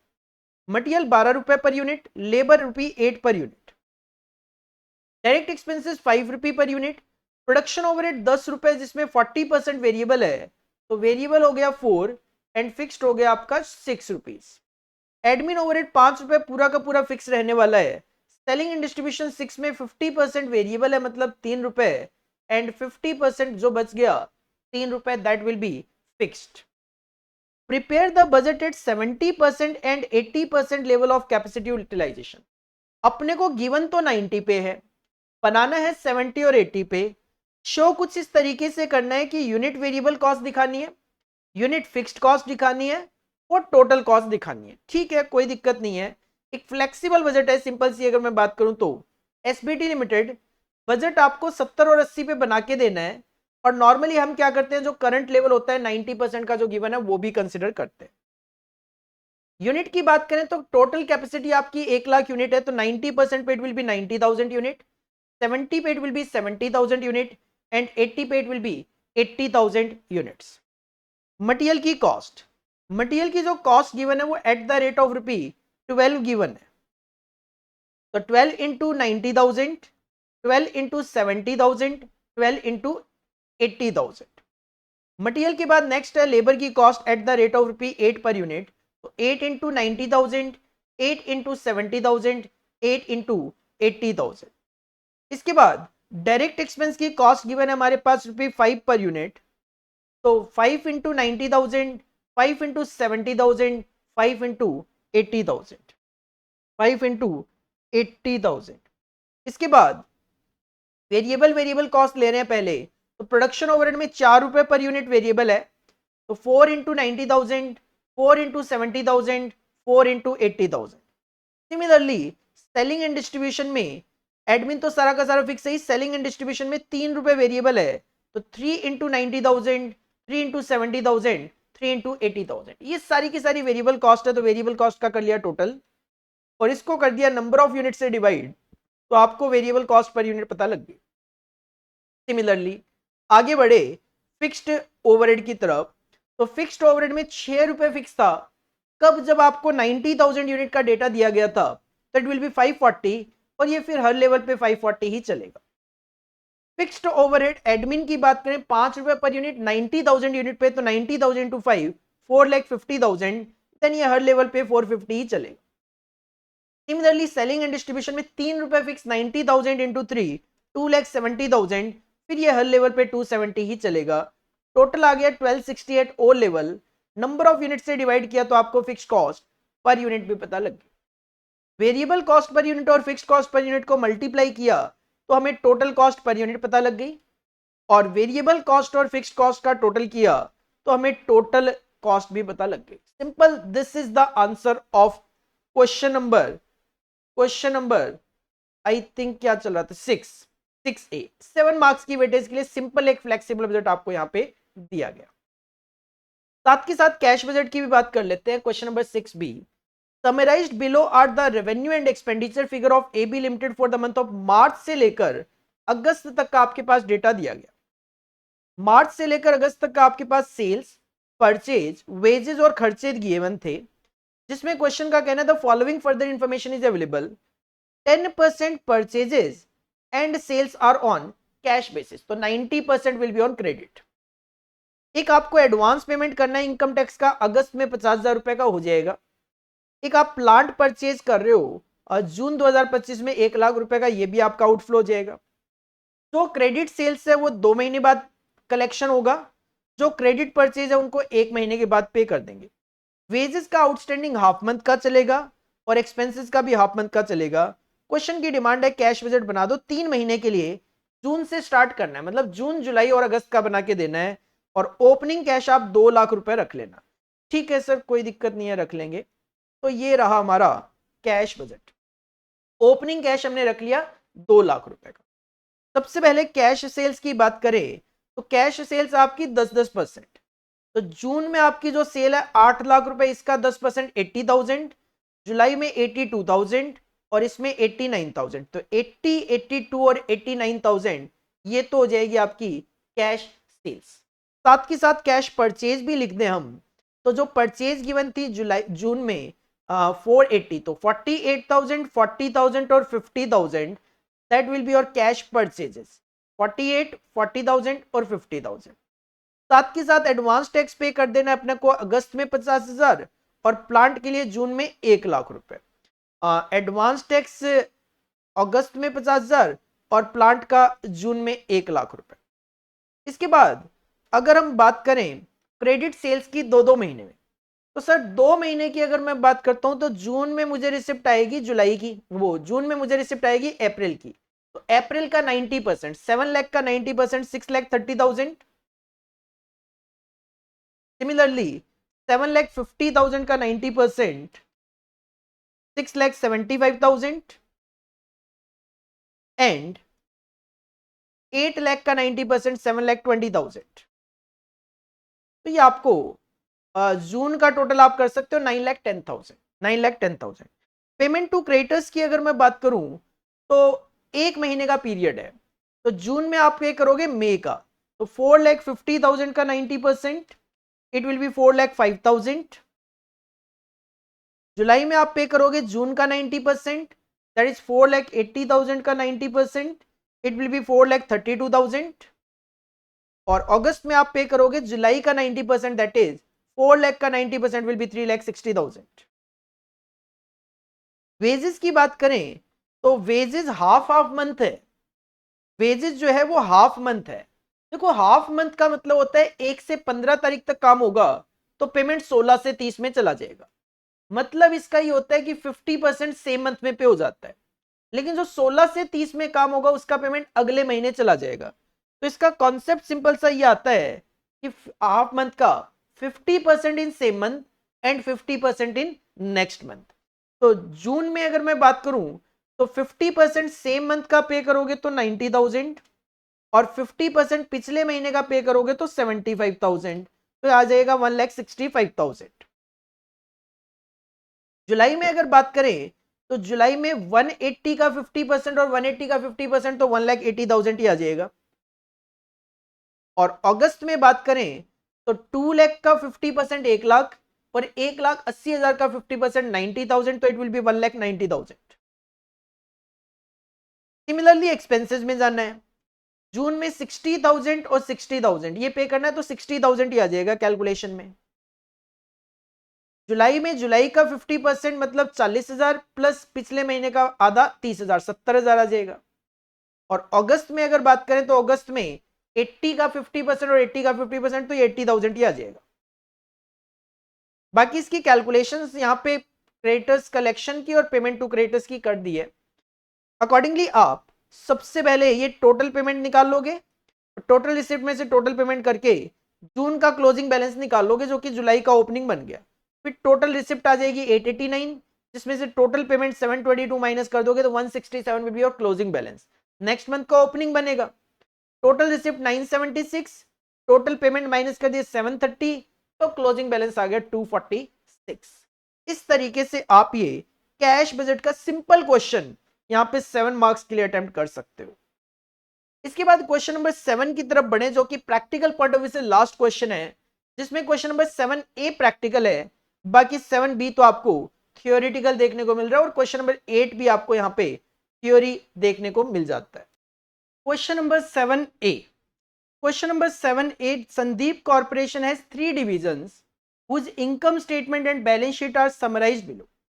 हमारे पास इनकम स्टेटमेंट और बैलेंस शीट का कुछ डेटा गिवन है, division X, division Y and division Z. देखो हमारे पास एक्स की सेल्स गिवन है बट वाई जेड की नहीं गिवन है। ऑपरेटिंग इनकम हमारे पास तीनों का मिल जाता है। ऑपरेटिंग एसेट हमें एक्स की गिवन है, वाई की नहीं गिवन है, जेड की गिवन है। एसेट टर्नओवर नहीं गिवन है हमारे पास एक्स वाई का बट जेड का गिवन है। मार्जिन की बात करें तो एक्स का नहीं है, वाई जेड का गिवन है। Return on investment r y जो है वो एक्स का गिवन नहीं है, वाई जेड का गिवन है। मतलब कुछ डेटा एक्स का गिवन है, कुछ वाई का गिवन है, कुछ जेड का गिवन है, बट जहां जहां डेटा नहीं गिवन है वहां पे नंबरिंग लगी हुई है 1 2 3 4 5 6 एंड 7। तो क्वेश्चन चाहता यही है बस कि calculate the missing values through 1 to 7 in the table above. ये जो ऊपर नंबरिंग लिखी हुई है 1 to 7, ये अपने को as a missing figure find out करके देने। तो सिंपल सी अगर मैं बात करूं तो एक्स की हमारे पास सेल्स है, ऑपरेटिंग इनकम है, ऑपरेटिंग एसेट गिवन है और एसेट टर्नओवर गिवन है। और एसेट टर्नओवर गिवन नहीं है, एसेट टर्नओवर कैलकुलेट करना है, तो सीधा सीधा आपका यहाँ पे एसेट टर्नओवर का फॉर्मूला अप्लाई हो जाएगा, दैट इज सेल्स अपॉन में ऑपरेटिंग एसेट्स। तो इसी तरीके से एक एक चीज अपने को कैलकुलेट कर देनी है।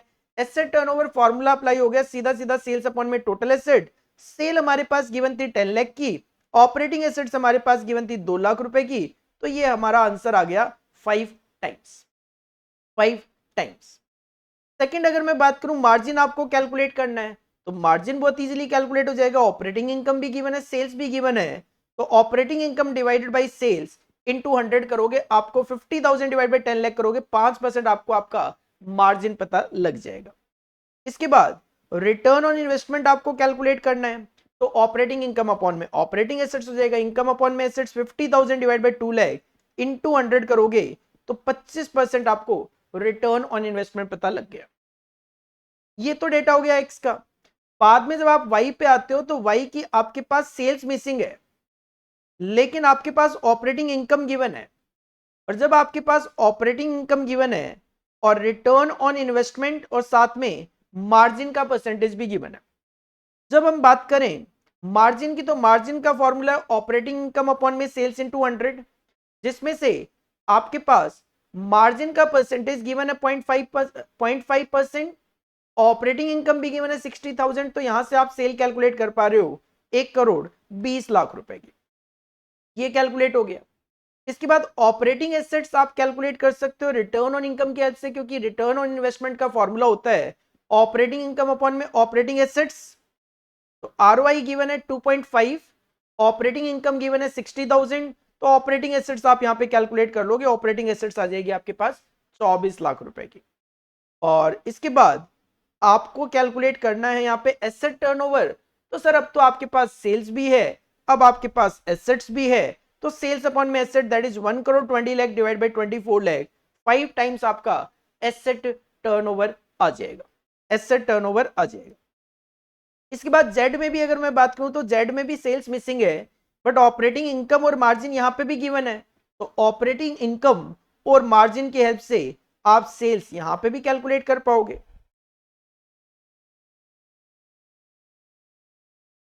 अच्छा, यहां पे सेल्स आपको कैलकुलेट करनी है, बाकी तो सारा ही डेटा गिवन है, ठीक है। तो फिर तो काफी तरीके थे कैलकुलेशन करने के, तो मैंने यहाँ पे एसेट टर्नओवर यूज कर लिया, ठीक है, कोई दिक्कत नहीं है। सेल्स अपॉन में ऑपरेटिंग एसेट, एसेट टर्नओवर आपके पास गिवन था यहाँ पे 0.5, हालांकि आप मार्जिन वगैरह से भी जा सकते हो, कोई दिक्कत परेशानी नहीं है, क्योंकि डेटा ऑलमोस्ट सारा ही गिवन है आपके पास। 0.5 is equal to sales upon में ऑपरेटिंग एसेट भी गिवन है, तो सेल आ गई आपकी 2.5 लाख रुपए की। ये भी लेटेस्ट आपके अभी आई थिंक जून 2025 में ये क्वेश्चन भी आपके एग्जाम में आया था। इसके बाद अगर मैं बात करूं तो 7 के बी पार्ट में थ्योरी अटैच कर दिया, explain the difficulties with balance score card for measuring performance. आपको आपके स्टडी मटेरियल में बैलेंस स्कोर कार्ड में देखने को मिल जाएगा। इसके अलावा 8A में मैं बात करूं तो explain the meaning of decision making under the condition of certainty. तो डिसीजन मेकिंग अंडर सर्टेनिटी जो आप पढ़ते हो उसमें आपको इसका आंसर मिल जाएगा। And finally explain the significance of identifying responsibility centre in responsibility accounting. तो रिस्पॉन्सिबिलिटी अकाउंटिंग का जो टॉपिक है उसके अंदर आपको इसका solution that is theoretical answer देखने को मिल जाएगा। तो ये पीटीपी प्रैक्टिस टेस्ट पेपर के नाम से इंस्टीट्यूट ने जून 2026 के लिए मैनेजमेंट अकाउंटिंग का रिलीज किया है। जो कि पहले एमक्यूपी के नाम से आते थे, वही चीज यहां पे पीटीपी के नाम से आपको देखने को मिल रही है। तो ये था हमारा पूरा का पूरा मैनेजमेंट अकाउंटिंग का पीटीपी का सॉल्यूशन। और जो आपको यहाँ पे सॉल्यूशन करवाए गए हैं उसका पीडीएफ आप हमारी मोबाइल ऐप से डाउनलोड कर सकते हो, जैसा कि प्रोसेस मैंने आपको पहले भी बताया। और लास्ट में अगेन कहना चाहूंगा, अगर आपने हमारे चैनल को सब्सक्राइब नहीं किया है तो बिल्कुल कर लीजिए, क्योंकि अभी सेकंड ग्रुप में ही मैं बात करूं तो एफएमबीडीए और ओएमएसएम का जल्दी पीटीपी का सॉल्यूशन जो है वो मैं आपके लिए लेकर आने वाला हूं। हमारी मैनेजमेंट अकाउंटिंग जो रिवीजन सीरीज चल रही है 100% रिवीजन सीरीज, उसका बेनिफिट लेना बिल्कुल बिल्कुल मत भूलना।